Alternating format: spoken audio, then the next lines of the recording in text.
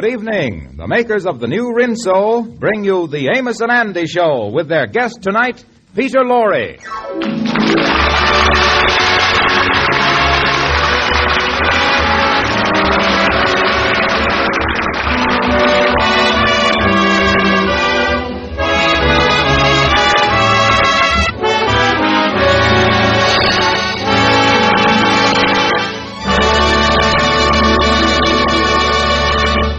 To a lot of people, an auction sale is a very serious business. But to Andy, it's just another way of keeping himself occupied without resorting to that distasteful thing called work. Andy has just returned from one of these auctions now, and he's in his office talking to his friend Amos and the Kingfish. So you've been at one of them auctions again, ain't you, son? Yeah, but this time I done bought something. What did you buy, Brother Andy? I don't know, but I paid $5 for it. Oh, $5? Yeah. How come you pay $5 for something that you don't know what it is? Well, Amos, you know how they works it at these auctions. You bids, you bids by nodding your head. Uh-huh. Well, the auctioneer man put this thing up just as I was dozing off, and he say, who'll bid $5? My head kind of dropped down. He say, you got it. Yeah, and you done dozed yourself right out of $5 there. That's what you done. Yeah. Hey, Lightning, bring it right in here. Yeah, what has he got there? I'll help you with it, Lightning. Set it right down here. Y'all just kind of steady it there for me, Miss Amos, if you will. Okay, Lightning, you can go now. You promised to pay me 50 cents for this, Miss Andy. Yeah, well, send me an itemized statement of the whole business. But, Miss Andy, you can't itemize one item.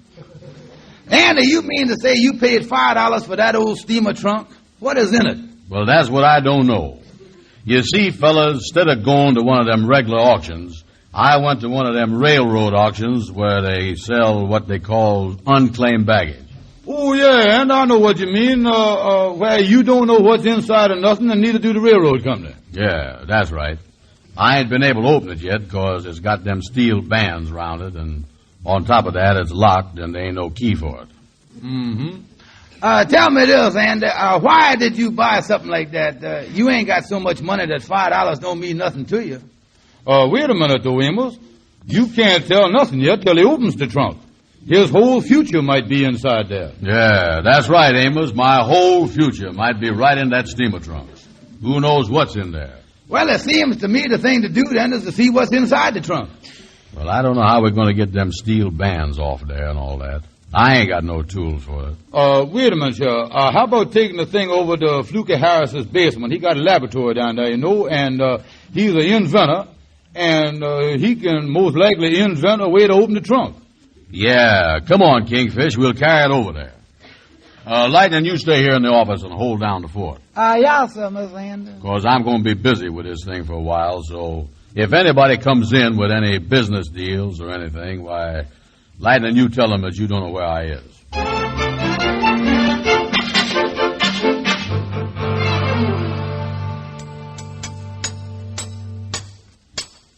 How you coming there, Fluky? I'm coming along pretty good with the thing, Miss Andy. Listen, Fluky, we ain't paying, you know, for the time that you were spending on hammering your thumb there. Yeah, well, I think I got it here, fellas.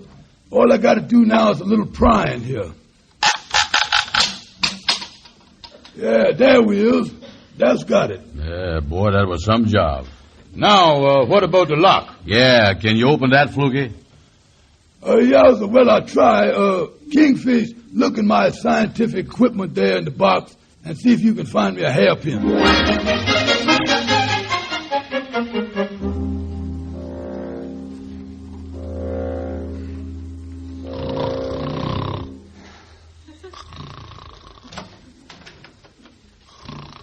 Oh, please pardon me. I say, please pardon me. Yes, sir. Yes, sir, yes.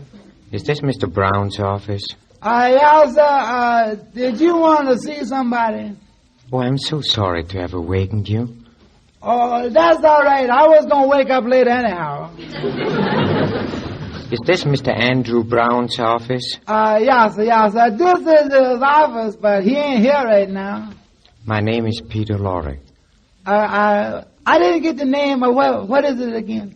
Well, it's unimportant, but I would like to see Mr. Brown about a steamer trunk. One that has metal bands around it.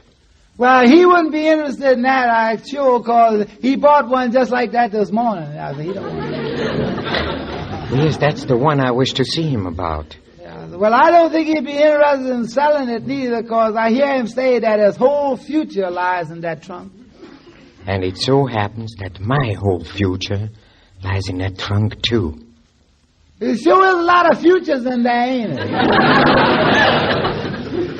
Do you know where I can find Mr. Brown? No, sir, I don't know where you can find. Miss Brown left here a while ago with the trunk to see if he could get them bands off it and see what was in the thing. Young man, that trunk must not be opened. And for the safety of all concerned, it would pay you to find Mr. Brown. Oh, please pardon me, but I cannot stress too strongly the importance of finding him at once. And when you find him, I would suggest that you tell him that it would be advisable, and I am willing to...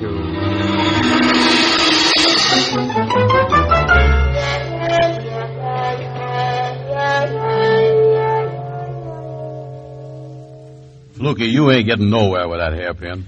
Yeah, Fluky, ain't you got a skeleton hairpin round here that will fit any lock? Well, I tell you, fellas, I'm doing the best I can. Don't forget that the whole principle of a lock is to keep people out. And it just so happens that this lock is making a good job of it. Oh, look, Kingfish, maybe you better go out and get a locksmith somewhere. All right, Andy. That's what I'll do. I'll go out and try to dig up one. See you in a little while, fellas. I'll get on up the steps. Be sure to get a good locksmith, too. Well, Lightning, what you doing over here? I was just going down to see in Fluky's basement. Is Mr. Andy down there with Fluky? Yeah, he's down there. What you want to see him about, Lightning? Well, a man come to the office to see him about the trunk. There's some reporting stuff. I got to tell Mr. Andy about it right away. Oh, there is, huh? Now, don't rush. Just take it easy. What you got to tell him? Well, the man said that the trunk belonged to him, and he'd been away for a long time, and he went down to the railroad station to claim it, and he found out that Mr. Andy done bought it at auction, and he said that he'll give Mr. Andy $50 for the trunk, and Mr. Andy must not open up the trunk or he won't give him nothing. And he give me his address where Mr. Andy can take the trunk tonight and get $50, and I guess that's all he say.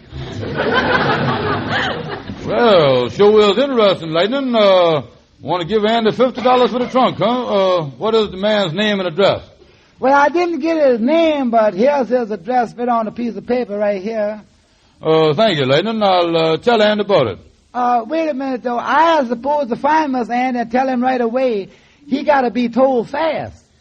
Yeah, I know he's got to be told fast, but you was a slow talker, and that's the trouble. Yeah, I ought to be the one to tell him, because I was a fast talker. 1, 2, 3, 4, 5. Look at that.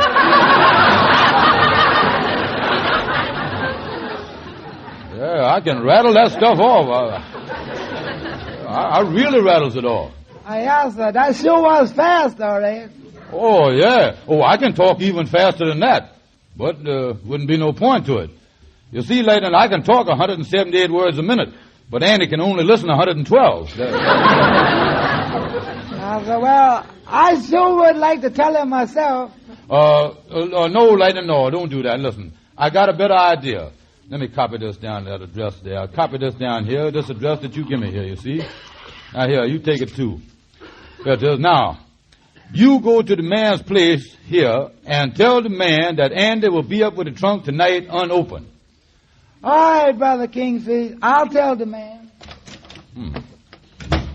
$50, huh? Well, boys, no luck. Just down to the drugstore, phoned 5 locksmiths, couldn't find none of them in nowhere. No luck, huh? That's great.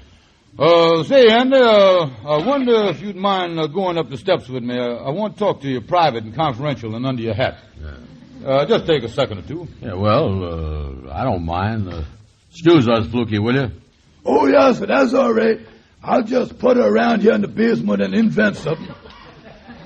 I'll be here when y'all come back. What you want to speak to me about, Kingfish? Well, now, Andy, we has always been partners in just about everything. But about this trunk deal, frankly, old pal, I kind of feel left out of things. Yes, huh? Yeah, I don't have that partnership feeling that we usually has together. Now, why don't you let me put up $2.50, Andy, and let me buy half interest in this thing with you? Well, if you really Hey, it's a deal.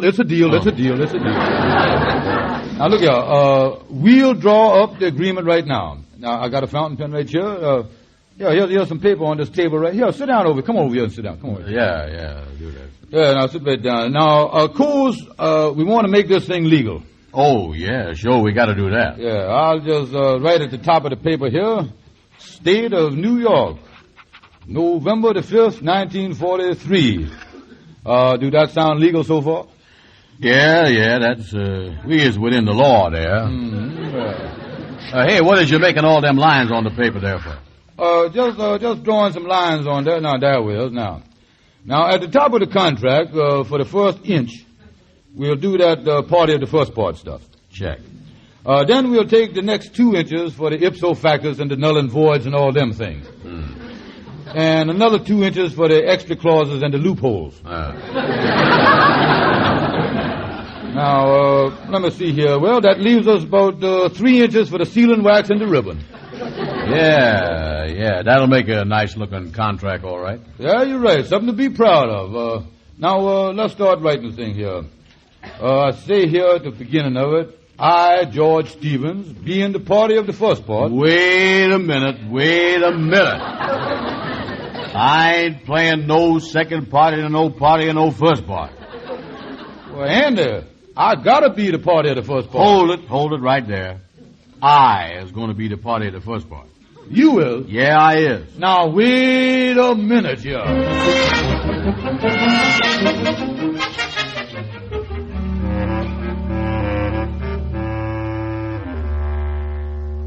Well, Andy, I was very happy that these contracts is all drawn up and signed.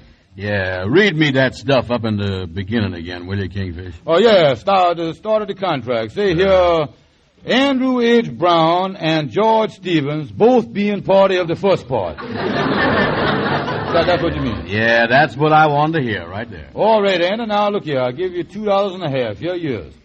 Now, here is your signed copy, and here is mine. Okay. Now, let's get back down in the basement and see what we can do about opening that trunk. Oh, Brother Andy, I'm glad you mentioned that. Partner dear, there's something I forgot to tell you.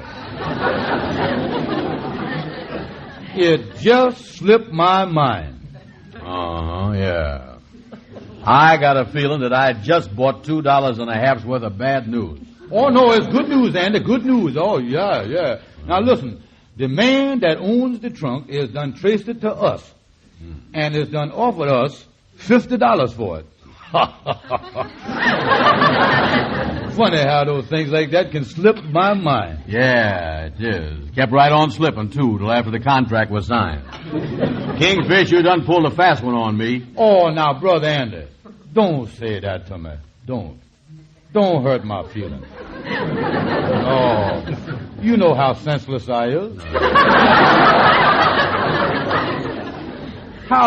Just tell me, how can a partnership last when one partner talks to another one that way? And on top of that, you ain't never gonna regret this, Andy, because I'm gonna tell you something. I done already figured out a way how we gonna get more than $50 for the trunk. Yeah. Let me ask you one question, Kingfish. What is it, partner dear? How come that you remembered all this when I say something about opening that trunk? Oh, there's another thing that I want to tell you. The man will only give us the money if he gets the trunk back unopened. Unopened. That's a funny thing, ain't it? Now listen. Listen to your partner. Look here. We gonna take the trunk up to the man tonight. But first, we is going up to your room at the boarding house and get dressed up. 'Cause I is got an idea.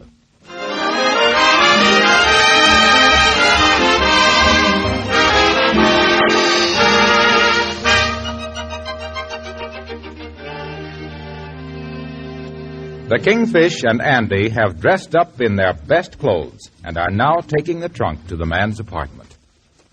This is the apartment right here, Andy. Yeah, you know, I was getting kind of nervous. Now, just calm yourself, Andy. There's nothing to be worried about. Lightning say that this man is such a nice, polite, sweet gentleman.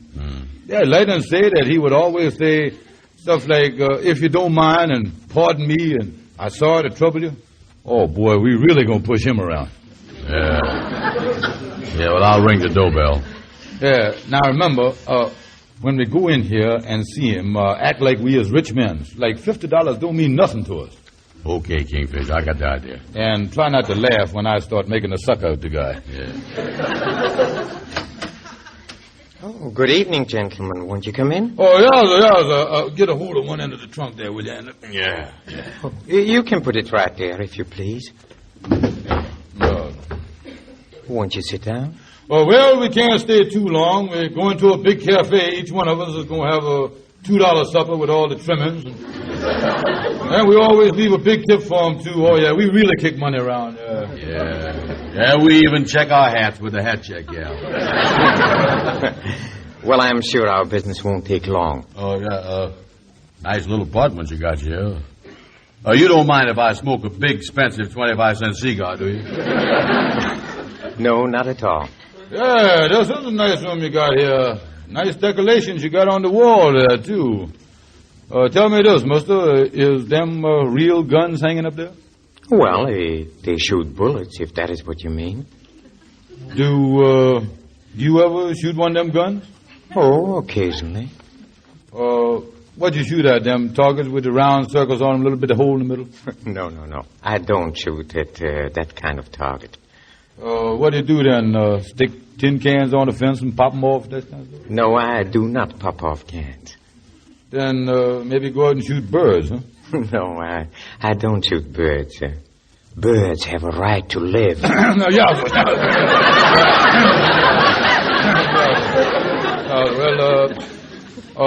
What else is there to shoot? Oh, there are things. Wait a minute. We is in the right place here, ain't we? I just want to ask you, mister, you is the sweet man, ain't you? The one to say please all the time, sorry to trouble you, pardon me and all that stuff? You sure got a nice, comfortable place here, all right. I can see that you kind of take life easy, don't you, mister? Yes, I take life very easy. Yes, just one more question I want to ask you. You know how people is always joking. You is kind of a kid, ain't you? You know what I mean? A lot of things you say don't mean... you joke a lot and all that stuff, don't you? Well, I do have my lighter moments. Yeah, that's what I thought, yeah. Now, let's get down to business. Oh, that's an excellent idea. Of course, I assume you haven't opened the trunk. Oh, no, sir. No, sir. We don't know what's in there. Very good. Now, according to our agreement, I'll pay you $50 and you leave the trunk here. Oh, just a minute now, Mother. Just a minute there. Hold yourself there. We is done seed by now, and you is done seed that we is rich men. Now, after all, we is going to have the $2 supper after we leave here, and they're going to smoke another 25-cent cigar. What are you trying to say? We just trying to tell you that $50 don't mean nothing to rich men like us. Oh, I can see you want more money. Yes, sir. We want $65. All right, I'll be very happy to pay you $65. In that case, we want $75. All right, let's make it $75. No, we want $100. We want $100. I do not like bickering. It disturbs me. Well, now, wait just a minute here. This is a free country, and we as American citizens, and we got a right to bicker if we want bicker. Yeah, we want $100. And I must ask you again not to bargain with me, because it sometimes makes me do things that I'm very often sorry for. Well, we is standing our ground. $65 or nothing. Then it will be nothing. Brother Andy, I think we got a little ground to spare. We can back up there a little bit, yeah. Let's make it 50. Yeah. Well, that was our original agreement. Yeah. If you'll pardon me a moment, I'll get the money out of my desk here. Okay. Say, mister, You know, I got awful thirsty in the last 5 minutes. Can I get a drink of ice water around here? I'm kind of hot, too. Oh, you may go back in the kitchen and you'll find ice cubes in the icebox. Oh, yes. Thank you a lot. Thank you a lot, sir. That's $50 that you was getting there. Is that right, mister? Yes, it is. And I know that you would rather have it in cash than a check. Oh, yes, sir. Cash don't keep bouncing back on you. Yeah. That's very true, and it's very fortunate that... Don't make a move, anybody. We're police officers. Keep them covered, boys. What is the meaning of this intrusion? Never mind the small talk, Laurie. We finally caught up with you in that trunk. Put the cuffs on him, Joe. Wait a minute now, gentlemen. Look here. Now, don't try to revolve me in this thing. I'll give you my word, mister. I don't even know what's in the trunk. But we know there's $200,000 worth of stolen negotiable securities in there. We knew it was in there the day it was checked to the depot. And we've been waiting 1.5 years for the owner to claim it. 1.5 years for a policeman? Very clever. When the trunk wasn't claimed, we let the auction go through, and we knew that the owner wouldn't be far away. Yeah, but mister, I was innocent. I tell you, I didn't know none of this stuff. I didn't even know what was in the trunk. We know that. Yeah, so that's the truth, mister. The way the things stand now, I got $2.50 invested in that trunk. Well, I guess you're just out $2.50. Excuse me a minute. I just want to go back in the kitchen. All right, come on, boys. Let's take a look around the room here before we get going.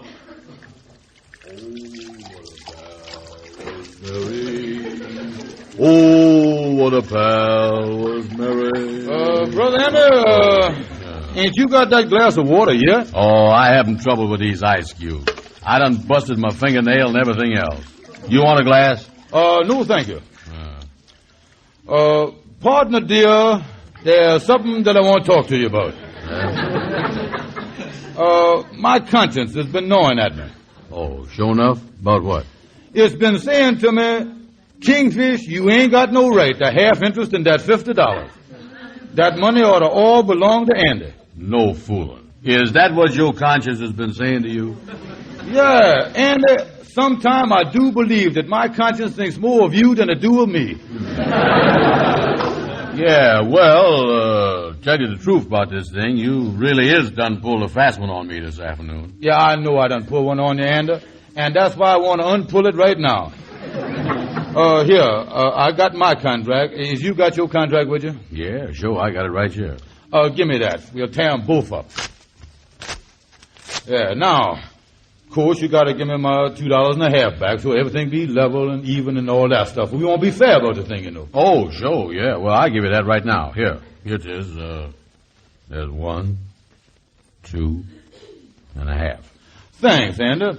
I feel a lot better now. Yeah, I do, too. I ain't even thirsty no more. Come on, let's get back in the parlor. Okay, ex-partner, dear. You come right on here. You know, Kingfish, you was a pretty good pal after all.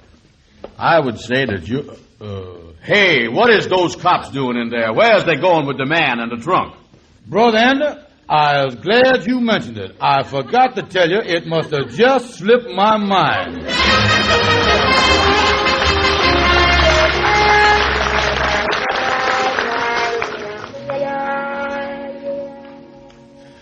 You say you ain't got no idea, Amos, why they wanted Andy to come down here to the police station, is you? No, I ain't. They just told me to come down and told him to come, and he asked me to come with him, and they say for him to come down as fast as he could. So I come down with him here. He's in the room there now with the police, I think. When I heard that y'all was down here, well, I figure I better come right over here, too, to make sure that Andy don't tell him that I know nothing about this trunk mess. Oh, in other words, Kingfish, you want to make sure that you is clear of the thing, don't you? Yeah. I don't want to be implicated with that trunk. Of course, if Andy go to jail on account of it, I'll be glad to visit him and bring him some hot soup and things like that, you know. Yeah, I know. Look, here comes Andy out the room now. Yeah, maybe they're going to let him come out and say goodbye to us. Well, hello, fellas. Hello there. Listen, Brother Andy, you didn't revolve me in this thing, did you? Oh, no. You was in the clear, Kingfish. Oh, that's great. I know that you would protect me. Say, wait a minute. What is that money you got there in your hand? Ex-partner, dear. I am glad you mentioned that. But the reason I come down here was to collect this reward. It must have just slipped my mind.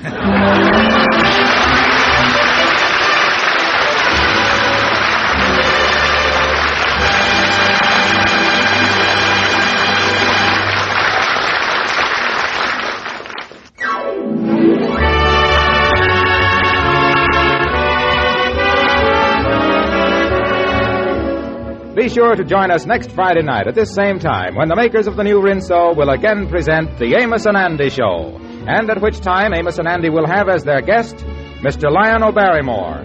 Till then, this is Harlow Wilcox speaking for all of us, thanking Peter Lorre for appearing with us tonight, and bidding all of you a pleasant good night.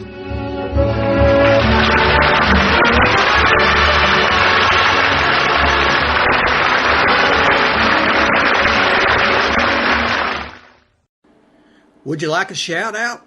Leave a comment in the section below. Tell me who you want to shout out to, who you want to shout out from, and we'll get it up here for you. Hey, we want to say thanks for tuning in. Please like and subscribe so you don't miss any. You got a lot more of these up there. Go check them out under the playlist. Leave us a comment. Tell us what you want to see, what you think, and we'll see you next time.